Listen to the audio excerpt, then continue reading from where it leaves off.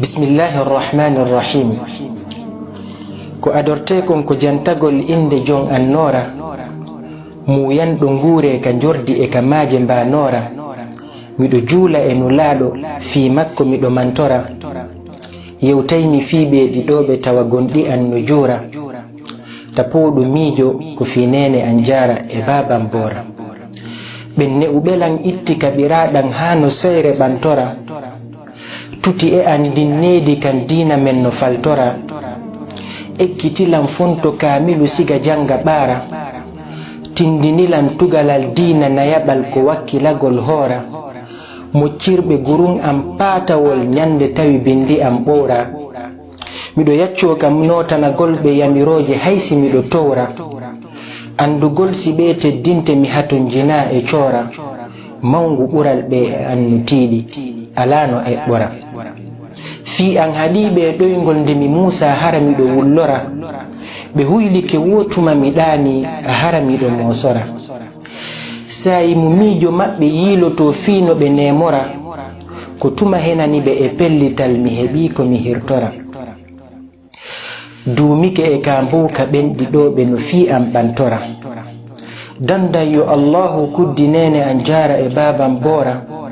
Yaafuyemo miɗo tori no bakkatuji an heefora, du'amo miɗo duumi ka doomo no alhaali an yiilora. Awa musidɗo ƴettuɗi konguɗi an waajitora, teddinɓe yankinanoɓe welnu ndeɗa yewtora.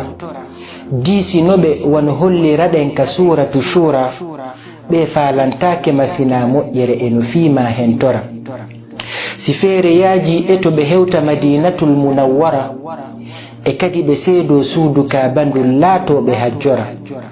Duumo ka du'anagolɓe wota jaɓu weetora, tentiniɗe nyalaɗe ɓurnaɗe wano nyande Ashura.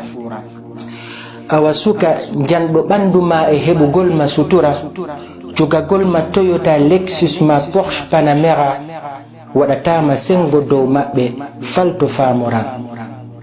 E to nafaaɓe haysi e on dumunne ɗaɓittora, ta innu ko tuma nde jawle liibi woosiɓe nafitora. Ñeeñinor wano misal pullo holliri e to tugora, yaccoɗa waɗora asora amora heɓora kasora. Laatano ɓe ɓuttu ɓernde no fiima barkora, ta yi'e e faade ɓe konguɗi bonɗi hiɗa fura. Sabu hoynugolɓe ko tekkere no fiima halkora, hebbin neldo ɓe du'a si tawi ɓen hiɗa fatora. Hajja Maryama e doktoru Muhammadu wuuri bari ɓe tenkora, yo Allah pooɗu balɗe mum waɗana faatiɓe ɓen annora. Yo jam e kisiye wonu e mum, yo nene an jara e baban bora. Assalamu alaikum wa rahmatullahi wa barakatuh.